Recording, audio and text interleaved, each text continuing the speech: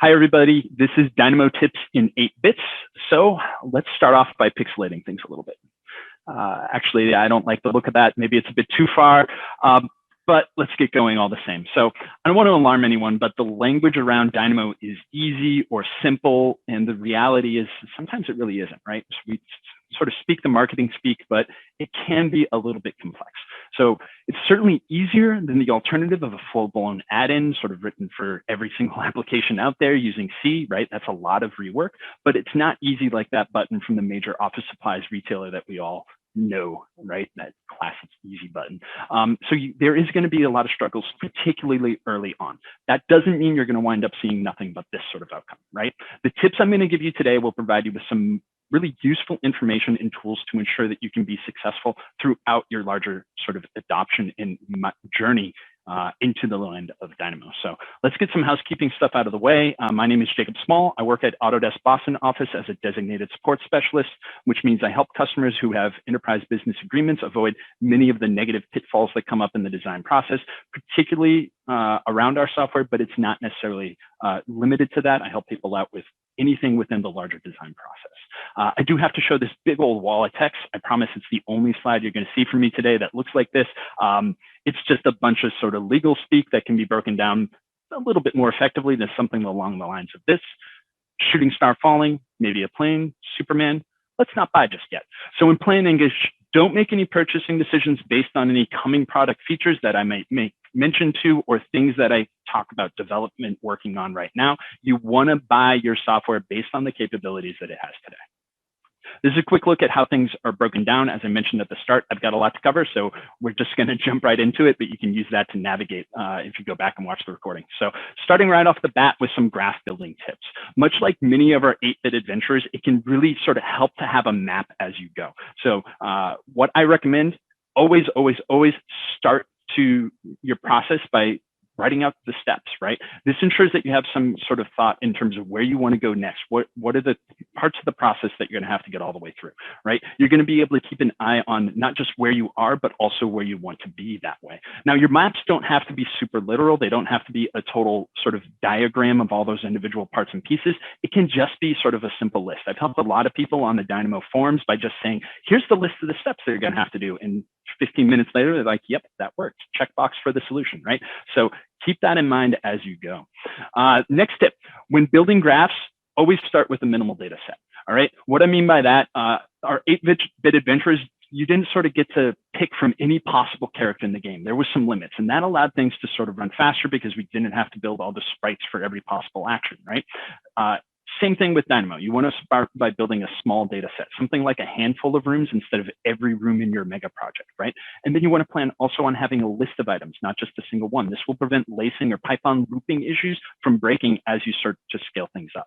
The list should also be complex enough to ensure that you've got some sort of list processing, but simple enough to be reviewable by a human. 3 to 15 items, I think, is a good sort of list length, 15 being the maximum list that you can fit in a data preview, which you can see over there on the right side of the screen there. Next up, much like our 8-bit adventures, you should plan on having to iterate several times as you go. You're going to have to come back to problems and work them out later. So frequent save as is a big part of software development. Plan on releasing things in stages. Semantic version really helps. You can go to sembar.org to get some information there. Upkeep on all your graphs is also going to be ongoing, right? So you want to try to sort of avoid accumulating too much technical debt, but accumulation of that technical debt is going to be just a given. It's going to happen. Learning how to deal with that's an entire separate hour-long course in and of itself, probably even longer than that. But this is an example of how I've built up one of my graphs sort of in stages. Note that we started with 0.01 and worked our way up to the latest and greatest 2.1.0. Also note that little failures log right there. Again, separate session. We could talk about this for a couple hours probably, of just saying every time it fails, how can I log that out, write that out somewhere where I can quickly understand what caused that failure to allow you to sort of build up better, more stable content over time. Next up, like some of our 8-bit games of skill, it helps to look at things from multiple perspectives and think through not just the starting state, but the end state as well. So remember back to that map. You know where you are, but the map knows some of the steps that you're going to have to take in order and the end state that you want to be. Sometimes you're going to want to build your graph backwards. That is, start at that end state and find out what node comes before that, as opposed to starting where I am now and building our way up. So our typical graphs, we read them, we think left to right, right? I started by putting an integer slider, then I put a number, then I put a list create. No, for this graph, I actually built this backwards, right? I knew I wanted to build a line through all those points. Let's create some points. Hey, how do I create a list of points as opposed to an integer one? I need a list. The X value is going to be what changes. All right, and then work our way back from there. Really handy tip from Dynamo 2.10 and on, which is in Revit 2022 and Civil 3D now. You can go ahead and Alt plus click to get an autocomplete to basically limit out the nodes that will be selectable there. So moving right along, now let's look at some ways to get around some of the problems that often are going to arise. So much like our 8-bit adventures, it helps to remember what every member on the team can do. Towards that end, knowing the data types that you have available is really, really important. Each data type has its own limitations. For example, you can't divide the word zebra by the word potato. It just doesn't work. It doesn't make sense. The object type node will let you know what your data is. Learn to sort of refer to that as you sort of build your way out. That's actually how I learned Dynamo for Civil 3D. I don't know Civil 3D at all, but this is how the object type node works. You can see I've created some random thing in the middle node right there, and then we wire that into an object.type node that returns a string that says autodesk.designscript.geometry.point. That point is the key bit there, and if I go back to my library and search for point, there is an actual category that has everything related to points, and now I can sort of pull that content through. Great point, Nick. The autocomplete does need to be turned on in order for you to be able to do that. That's done up in the settings. Great catch. Next up, just like on our 8-bit highways, staying left usually means you're going to be moving a little bit faster. Simply put, geometry that is more abstract and simpler will process faster, right? This is an image from the Dynamo Primer that's really, really helpful to refer to. Many times almost all, I would say, of my successful generative design work relies heavily on staying as far left as possible, right? If you're working right off the bat with a mesh, and we're always going to be processing that mesh, your graph is going to be super, super slow. But if you've broken everything down into vectors, that's going to be faster. If you can't get all the way to vectors, try to stop at points or curves. Working with larger, more complex pieces is going to be slower. That's just the nature of reality. Up next in problem avoidance, just like in our 8-bit puzzles, as complexity goes up, the skill to find that solution will as well. Towards that end, remember your training as a designer, right? Breaking down the problem into sort of manageable abstract chunks is really going to help. Simplify anytime you can. Sometimes smaller, more meaningful bites are really, really good than sort of trying to build up a larger graph. You can always build that larger graph from those smaller, meaningful chunks as you go. One other sort of example here, right? I showed this piece before. The way this graph actually built up, I started first by making this portion of the graph. That was the entirety of the graph. All it did was just make the rafters, right? A couple of weeks later, somebody asked me a question, could we add it so it automatically generates the purlins as well instead of just the rafters? And sure enough, I added a new section to the graph. Some reorganization later, I said, you know what, while I'm here, I might as well make my columns too. Put that together. And then one day I said, you know, what the heck, let's add a brace that ties the column into the rafter as well. All of that can now be automated, but each one of those individual steps was able to be leveraged in a project environment to save us time without having to automate the entire process. So that was really huge. Also, like the hardware driving our 8-bit adventures, things aren't always going to work out as we'd like, right? We're going to have some problems with loading and stuff like that. So because of that, it really helps to keep some warnings in mind. Try and plan for situations where you know things are going to break, right? What if we selected a toilet instead of a door? Is it going to be able to renumber stuff based on the to and from room? Probably not, but you could write your graph to solve for that, right? Also important, many people don't know this, but function.apply can be used to suppress most, if not all, warnings. Now, this is a total double-edged sword, so disclaimer all over this. Don't just do this all over the place because it can create some problems, right? So you can see here, I've got two graphs up on screen. On the left, I just created a point by coordinates where my X values are the number 1, the word 2, the number 3, and the number 4. Obviously, I can't make a point from a word. It's not a number, so it doesn't know where to put that. And so you see, I don't have that second point at point 2, right?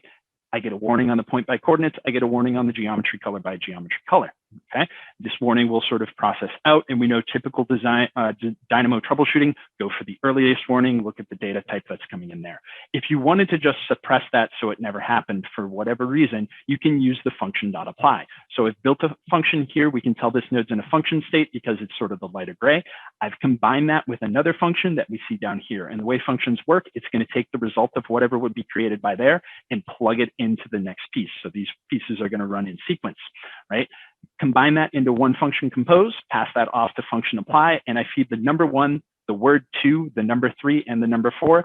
And I don't get that point at 2, but I also don't get any warnings, right? Again, double-edged sword, because it's not going to say, warning, your graph may not have processed correctly, or whatever the error you might see through Dynamo Player would be. However, because it's not going to say that, we're not going to know that we might want to go back and very carefully double check all those results. All right, documentation is our next section here, and it's a really underutilized skill in Dynamo. So much like our 8-bit adventurers who use notes to figure out what to do, documentation should guide you for when things eventually go wrong. Right? All final graphs should be grouped, and nodes should in terms of chunks of nodes, and those groups should describe what those nodes are doing. Keep your documentation standard handy. Have one. If you don't have one, build one. This will help you sort of ID very quickly where your inputs are, where the nodes that are just calculations, the nodes that have Revit interactions, and most importantly, the nodes that record out the results. The Monocle view extension from John Pearson from Parallax team is a huge help on the documentation front. It is the one package that it's the first thing I go for, even before generative design, it's get Monocle on that system when I roll out Dynamo. Now, a good graph should look like this. You can see I've grouped all those nodes. It's plain English telling me exactly what's happening here for each of those parts and pieces. I've also added some additional notes that tell me kind of what is going on at individual parts and pieces. You can see them there at the 1 and 2 piece. And we, again, also want to make sure any custom nodes that we use there are documented in terms of what package they came from and what version the package was in use. Orchestra is also great for documentation as well. Great point, Thomas. Next piece, annotation of our code. Annotating your code is absolutely an underutilized sort of part of the process in the Dynamo environment, right? People are just sharing Python all over the place, and users get that and they're like, oh, what does import CLR actually do? I don't think I need it. I'll just delete it. And people wind up not actually understanding what is happening, and they're not getting as much out of it as they could be otherwise. So definitely take the time to annotate your code. Leaving keywords that people can Google later on, or even links to external documentation, is also a really great practice. This is extra important in AEC tech because the people who are going to be poking around in your code base don't necessarily know how to code, right? So the more your code's sort of written to have that robust error handling, they might think, the stuff that's here, this might not be good. And you can see modifications to Python that actually make your graph put bad data back into your Revit model. So this is an example of how I annotate my code. I probably go overboard, but you can see every individual line is totally spelled out in terms of what's actually happening. I'll even comment out lines where like an API call that kind of got me most of the way, but this might be useful if you wanted to go a different direction with it. You can just quickly read through those comments and just remove the comment on that code and get the node to perform differently. Also, I put big disclaimers in the middle of my code that say, hey, looking this bit over, there might be a better way to process this, and you want to take advantage of that anytime you can. Also, much like our 8-bit adventures, having a known set of items can sort of make it easier for you to understand how to go about solving a given problem, right? So maintaining that standard in terms of all of your content will help ensure you can process automation very quickly and make it easier to tackle that problem. The slightest change in stuff can really throw things off. This includes documentation in terms of how you documented your graphs, as well as stuff like as simple as project parameters, right? So if we look here, this is an actual sample from a project. I deleted a whole bunch of stuff in order to get this, but I had received a project the other day where I had all of these parameters in there. One of them is a type parameter. It's hard-coded inside Revit. The others were all instance parameters. They were all slightly different ways of saying fire rating. How would you go about automating this? Which one of the parameters actually wants to take all that data. How do I go about moving stuff from all those other parameters into the one piece? It's a total pain, right? In order to standardize things, you want to make sure that you're standardizing things at a higher level. And anytime you're going to use content from outside of your standard office, go back and vet those two pieces, and that will make your automation routines so much easier. Also, much like our 8 adventurers, we want to utilize every tool that's in the inventory, and Dynamo users should do the same. Custom nodes, packages being locally published or publicly published up to the package manager, design script, and Python can all add new degrees of functionality that Dynamo can sort of allow you to really scale some stuff up. So knowing the strengths and weaknesses of each is really important. I will post a PDF of this page in particular, but if you wanted to grab a screenshot, now would be a good time to do so. These are links to the Dynamo Primer that cover custom nodes, packages, design script, and Python as just kind of a high level overview. And you can go through the exercises there and really understand how they all work. Please don't publish packages to the package manager that are just sample though. That's not doing anybody any favors. All right, last section, personal growth. Plan on growing into a larger skill set. Much like our 8-bit adventurers started small but grew to be heroes, we want to kind of sort of keep stuff down to a minimum whenever possible. You're not going to be able to solve all the things right away. So the reality is starting small and building up is really the way to tackle stuff, right?